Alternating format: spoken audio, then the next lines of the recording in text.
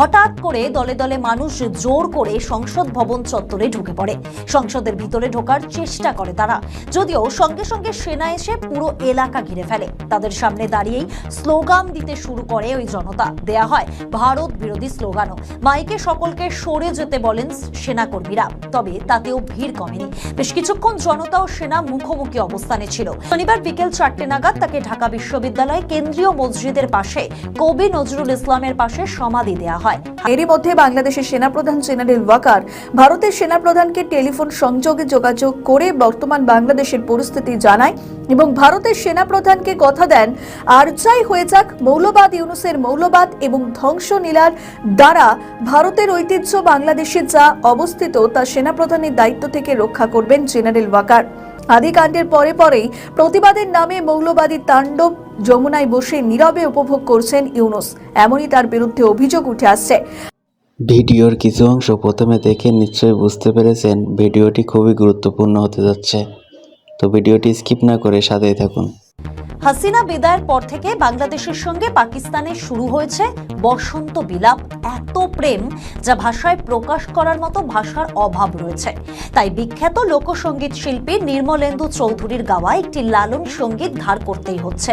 গানটি হলো কথা কয়রে দেখা দেয় না। সেই গানে আছে খুঁজি তারে আসমান জমিন, আমারে চিনি নে আমি হো, একি বিষম ভুলে ভ্রমি, আমি কোন জন সে কোন জনা। যদিও গানের ভাবার্থ অন্য, কিন্তু গানে যে লাইনটি, সেই লাইনটি এই দুই দেশের সম্পর্কের সঙ্গে হুবহু মিলে যায়। একই বিষম ভুলে ভ্রমে, আমি কোন জন সে কোন জনা। না বাংলাদেশ নিজেকে চিনতে পারছে, না পাকিস্তান। আর হাদির শেষকৃত্য নিয়ে যেভাবে সেদেশের গণমাধ্যমে কভারেজ দেয়া হলো, তাতে একটা বিষয় খুব স্পষ্ট হয়ে যাচ্ছে, তা হলো তাদের ভারত বিরোধিতা। এনক্লাব মঞ্চের আহ্বায়ক ওসমান হাদি শেষকৃত্যে উপচে পড়ল ভিড়। বাংলাদেশের জাতীয় সংসদ ভবনের দক্ষিণ প্লাজায় হাদির শেষ যাত্রায় অংশ নিয়েছিলেন বিপুল সংখ্যক মানুষ। এদিন দুপুর 2:30 নাগাদ বাংলাদেশের জাতীয় সংসদ ভবনের দক্ষিণ প্লাজায় ওসমান হাদির শেষ যাত্রায় হাজার হাজার মানুষ যোগ দিয়েছিলেন। সেখান থেকে কফিন নিয়ে যাওয়া হয়েছিল নজরুলের সমাধিসৌধে। ধর্মীয় রীতি পালনের সময় সেখানে হাজির ছিল কয়েক হাজার মানুষ।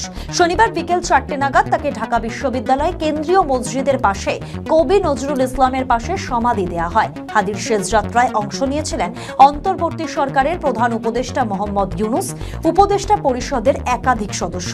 উপস্থিত ছিলেন ঢাকা বিশ্ববিদ্যালয়ের প্রক্টর সহযোগী অধ্যাপক সাইফুদ্দিন আহমেদ সহ অনেকে। জাতীয় নাগরিক পার্টির নাহিদ ইসলাম, হাসনাত আব্দুল্লাহ, নাসির উদ্দিন পাটওয়ারি উপস্থিত ছিলেন। ওসমান হাদির শেষকৃত্যে অংশ নিয়েছিলেন জামায়াতে ইসলামীর আমির শফিকুর রহমান, বিএনপির সালাউদ্দিন আহমেদ। শেষকৃত্যের অনুষ্ঠানে বক্তব্য রেখেছেন মোহাম্মদ ইউনূস। যদিও শেষকৃত্যানুষ্ঠান পর্ব একেবারে নির্বিঘ্নে মেটেনি। হঠাৎ করে দলে দলে মানুষ জোর করে সংসদ ভবন চত্বরে ঢুকে পড়ে। সংসদের ভিতরে ঢোকার চেষ্টা করে তারা, যদিও সঙ্গে সঙ্গে সেনা এসে পুরো এলাকা ঘিরে ফেলে। তাদের সামনে দাঁড়িয়েই স্লোগান দিতে শুরু করে ওই জনতা। দেয়া হয় ভারত বিরোধী স্লোগানও। মাইকে সকলকে সরে যেতে বলেন সেনাকর্মীরা, তবে তাতেও ভিড় কমেনি। বেশ কিছুক্ষণ জনতা ও সেনা মুখোমুখি অবস্থানে ছিল। পরে অবশ্য জনতা সেখান থেকে সরে গিয়ে শাহবাগে ভিড় করে। রাস্তা আটকে হাদি হত্যায় অভিযুক্তদের গ্রেফতারির দাবি জানানো হয়। এদিকে রীতি পালনের পর সংসদ চত্বর থেকে হাদির দেহ ঢাকা বিশ্ববিদ্যালয়ে নিয়ে যাওয়া হয়। সেখানে কবি কাজী নজরুল ইসলামের সমাধির পাশেই হাদিকে কবর দেয়া হয়। হাদির শেষকৃত্যে উপস্থিত ছিলেন অন্তর্বর্তী সরকারের প্রধান উপদেষ্টা মোহাম্মদ ইউনূস, ছিলেন সেনাপ্রধান জেনারেল ওয়াকারুজ্জামানও। এছাড়া বিএনপি, জামাত ও পড়ুয়াদের দল এনসিপির নেতারাও শেষকৃত্যে অংশ নেন। জামায়াতে ভাষণও দেন ইউনূস।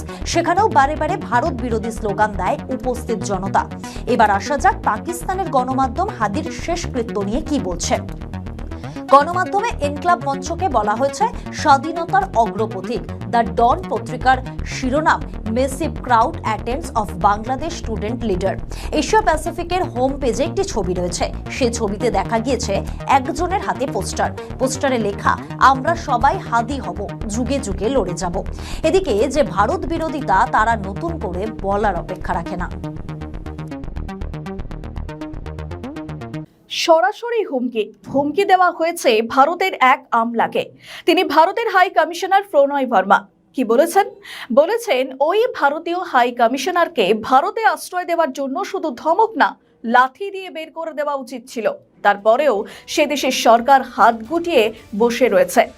যে বলেছে তার বিরুদ্ধে পদক্ষেপ করা তো পরের কথা, উল্টে তাকে প্রশ্রয় দিয়েছে এবং তার ফলশ্রুতিতে যা হবার সেটাই ঘটেছে। ভারতের উদ্দেশ্যে সে গাল দেওয়া শুরু করেছে। তার এই আচরণে দিল্লির রীতিমতো বিরক্ত। একজন হাই কমিশনারকে কি করে একজন 5 পয়সার নেতা এভাবে হুমকি দিতে পারে? ওই ভারতীয় হাই কমিশনারকে এই খুনি হাসিনাকে আশ্রয় দেওয়ার জন্য শুধু ধমক না লাথি দিয়ে দেশ থেকে বের করে দেওয়া উচিত ছিল। তার ওই মন্তব্য শুধু দিল্লিকে চটায়নি, চটিয়েছে সেনাপ্রধান ওয়াকারকেও। তাকে বলতে শোনা গিয়েছে, আপনারা যদি নিজেদের মধ্যে ভেদাভেদ ভুলে একসঙ্গে কাজ করতে না পারেন, কাদা ছোড়াছুড়ি করেন, মারামারি কাটাকাটি করেন, এই দেশ এবং জাতির স্বাধীনতা ও সার্বভৌমত্ব বিপন্ন হবে। আপনারা যদি নিজেদের মধ্যে ভেদাভেদ ভুলে একসাথে কাজ না করতে পারেন, নিজেরা যদি কাদা ছোড়াছুড়ি করেন, মারামারি কাটাকাটি করেন, এই দেশ এবং জাতির স্বাধীনতা সার্বভৌমত্ব বিপন্ন হবে। গত কয়েকদিন ধরে পদ্মাপাড়ের ওই নেতা একাধিক ভারত বিরোধী মন্তব্য করে এসেছেন। কিছুদিন আগে তার গলায় শোনা গেল 7 সিস্টার্স কেড়ে নেওয়ার হুমকি। কি বলেছেন পদ্মাপাড়ের ওই নেতা? বলছেন, আপনারা যেহেতু তাদেরকে আশ্রয় প্রশ্রয় দিচ্ছেন, কথা স্পষ্ট করে বলে দিতে চাই, ভারতে যারা সেপারেটস রয়েছে, আমরা তাদেরকে আশ্রয় প্রশ্রয় দিয়ে যে 7 সিস্টার্স রয়েছে সেই 7 সিস্টারকে ভারত থেকে আলাদা করে দেব। এই পদ্মাপাড়ের নেতার নাম হাসনাত আব্দুল্লাহ। 7 সিস্টার্স নিয়ে কি বলেছে ইউনূসের নয়নমণি? যারা আমার দেশের সার্বভৌমত্বকে বিশ্বাস করে না, যারা আমার দেশের সম্ভাবনাকে বিশ্বাস করে না, যারা ভোটাধিকারকে বিশ্বাস করে না, মানবাধিকারকে বিশ্বাস করে না, যারা এই দেশের সন্তানদেরকে বিশ্বাস করে না, আপনারা যেহেতু তাদেরকে আশ্রয় প্রশ্রয় দিচ্ছেন, কথা স্পষ্ট করে বলে দিতে চাই, ভারতের যারা সেপারেটিস্ট আছে, বাংলাদেশে আমরা তাদেরকে আশ্রয় প্রশ্রয় দিয়ে যে 7 সিস্টার রয়েছে সেটাকে বাংলাদেশ থেকে, ভারত থেকে আলাদা করে দেব। শুধু কি ভারত থেকে 7 সিস্টার্স কেড়ে নেওয়ার হুমকি দিয়েছেন, গণমাধ্যমের প্রতিনিধিদেরও হুমকি দিয়েছেন নেতাটি। কি বলছেন? বলছেন, সাংবাদিকদেরকে বলবো, বসুন্ধরার সাংবাদিকদেরকে বলবো, বসুন্ধরার সাংবাদিকরা, বসুন্ধরার সাংবাদিক, খুনি হাসিনার পক্ষে এই বসুন্ধরার মিডিয়া কি বৈধতা উৎপাদন করেছে আমরা ভুলে যাই না। এই বসুন্ধরা গ্রুপের সাংবাদিকরা আবার নগ্ন হয়ে অপরাধের বৈধতা উৎপাদনের জন্য আবার নেমে পড়েছে। আবার আরেকটা 1-11 ঘটাতে তারা ষড়যন্ত্র করছে। সাংবাদিকদেরকে বলবো, বসুন্ধরার সাংবাদিকরা,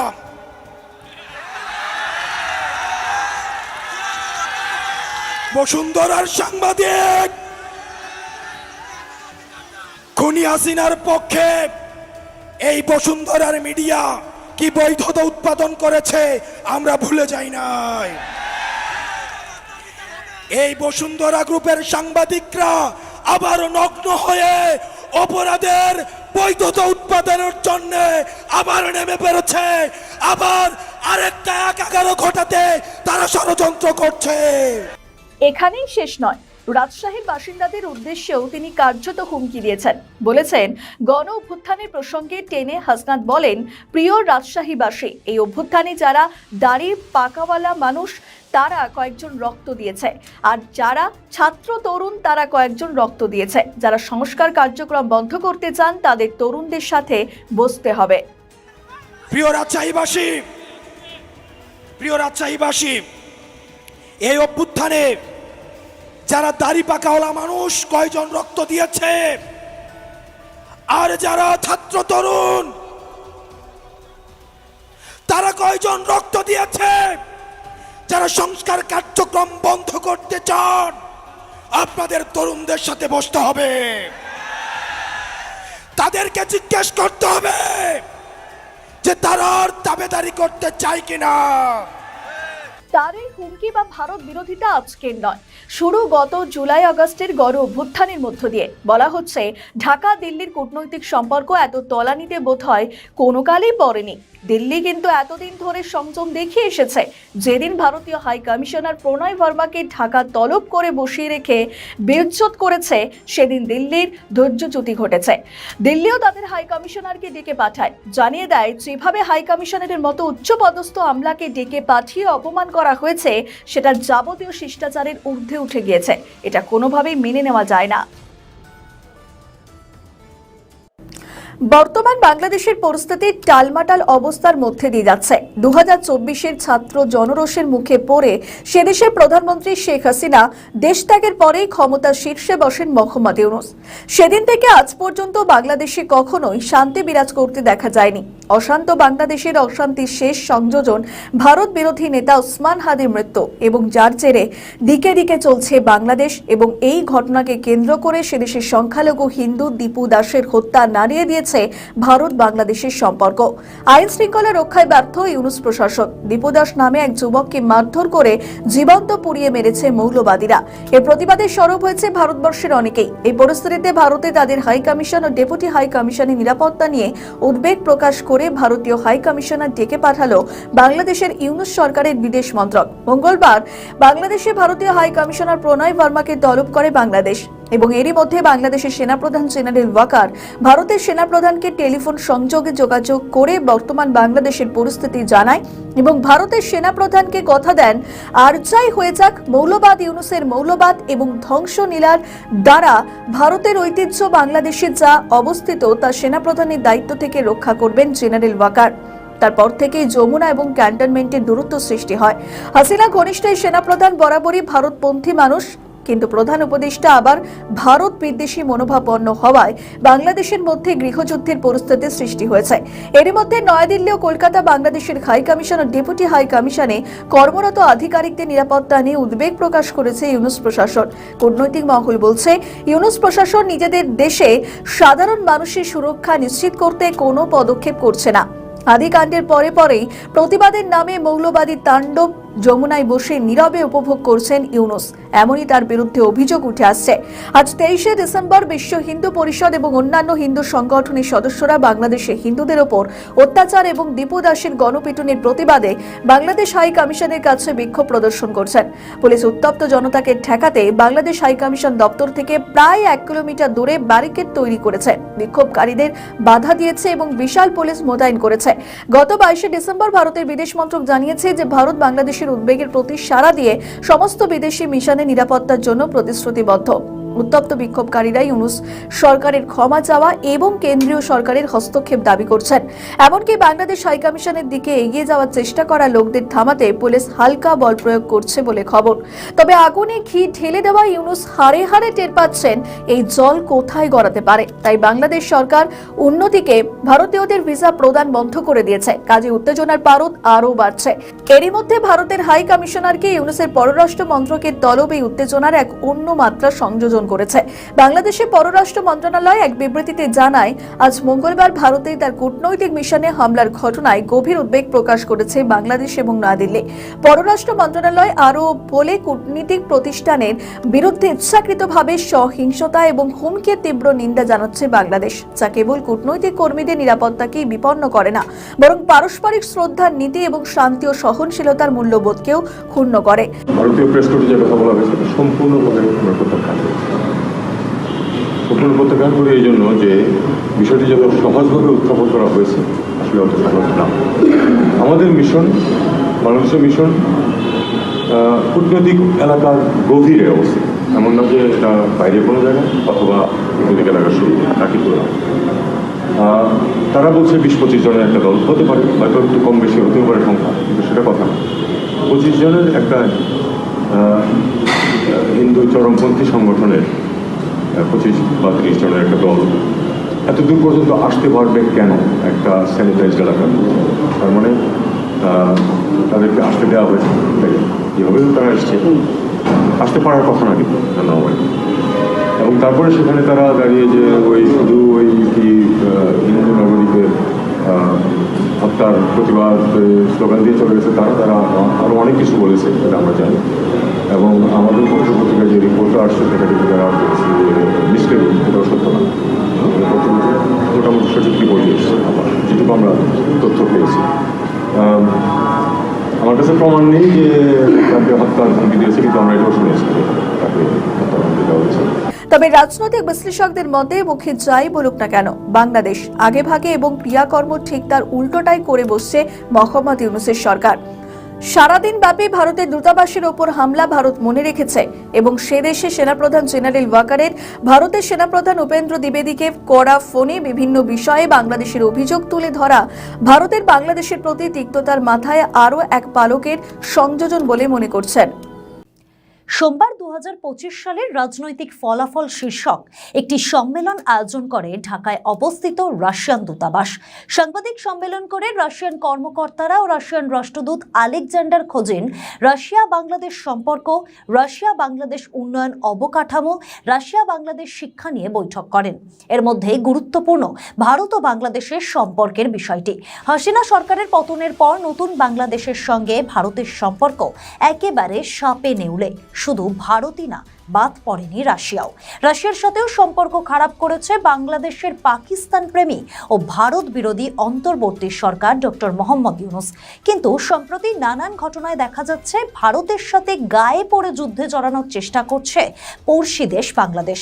সম্প্রতি বাংলাদেশের এক ছাত্রনেতা শরীফ ওসমান হাদি গুলিবিদ্ধ হয়ে মৃত্যুর পর ঘটনার রহস্যভেদ না হলেও বাংলাদেশের তরফে সরাসরি সেই দোষ চাপানো হয়েছে ভারতের উপরে। এমনকি এও বলা হচ্ছে হাদিকে হত্যাকারীরা পালিয়ে ভারতে চলে এসেছে, অথচ এই আসামি কোথায় আছে তা বাংলাদেশের স্বরাষ্ট্র উপদেষ্টাও বলতে পারেননি। সাংবাদিকরা স্বরাষ্ট্র উপদেষ্টাকে প্রশ্ন করেন, হাদিকে হত্যা করা আসামিরা কোথায়? এর উত্তরে স্বরাষ্ট্র উপদেষ্টা উত্তর দেন, আসামি কোথায় তা জানলে তো তাকে এতক্ষণে গ্রেফতার করে ফেলতে পারতাম। অর্থাৎ সরকার নিজেও জানে না আসামি কোথায়, অথচ তারা ভারতের ওপর দোষ চাপিয়ে নিজেদের খালাস করছে এবং ভারতের বিরুদ্ধে উস্কানি দিয়ে উত্তপ্ত পরিস্থিতি তৈরি করার চেষ্টা করছে।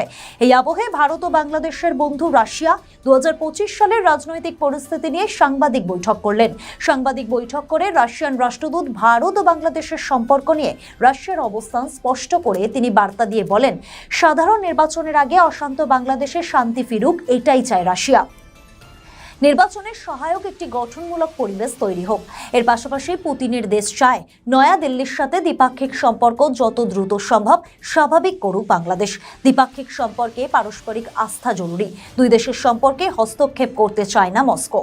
একই সঙ্গে বাংলাদেশকে বার্তা দিয়ে বলেন, দ্বিপাক্ষিক সম্পর্কের উত্তেজনা আরও বৃদ্ধি পাওয়ার আগে সমাধানের পথ খোঁজা ভালো। বাংলাদেশের নির্বাচন দেখার জন্য ইতিমধ্যেই বিদেশি পর্যবেক্ষকদের আমন্ত্রণ করেছে মোহাম্মদ ইউনূসের সরকার। আমন্ত্রণ পেয়েছে রাশিয়াও। এই প্রসঙ্গে বাংলাদেশের রুশ রাষ্ট্রদূত জানান, তারা অপেক্ষায় রয়েছেন আনুষ্ঠানিক আমন্ত্রণের। আমন্ত্রণ পেলেই রাশিয়ার নির্বাচনী পর্যবেক্ষকরা আসবেন বাংলাদেশে। এ ব্যাপারে বাংলাদেশের নির্বাচন কমিশনের সাথেও যোগাযোগ রক্ষা করা হচ্ছে। রাশিয়া ভারত ও বাংলাদেশের অত্যন্ত কাছের মিত্র দেশ, ফলে রাশিয়ান রাষ্ট্রদূতের এই বার্তা অত্যন্তই গুরুত্বপূর্ণ। বাংলাদেশের স্থিতিশীলতা ও সুষ্ঠু, অবাধ ও অন্তর্ভুক্তিমূলক নির্বাচন নিয়ে শুধু ভারতই বার্তা দিচ্ছে না, এই একই বার্তা দিচ্ছে রাশিয়াও। সংবাদ সম্মেলনের সবচেয়ে গুরুত্বপূর্ণ বিষয়টি হলো পুতিনের প্রতিনিধি তথা বাংলাদেশে অবস্থিত রাশিয়ান রাষ্ট্রদূতের দেওয়া বার্তায় জানানো ভারত বাংলাদেশের সম্পর্কের অবনতির প্রশমন হওয়া জরুরি। এ থেকে একটা জিনিস স্পষ্ট, যে পক্ষই এই অস্থিরতা তৈরি করতে চাইছে তার আশা যে সফল হবে না তা স্পষ্ট। কারণ ভারতের বন্ধু রাশিয়া এবং ভারতের একেবারে গায়ে পড়শি দেশ বাংলাদেশ। আর বাংলাদেশের সবচেয়ে জনসমর্থন পাওয়া দল কোনটি তার বলার অপেক্ষা রাখে না, তা সকলেরই জানা।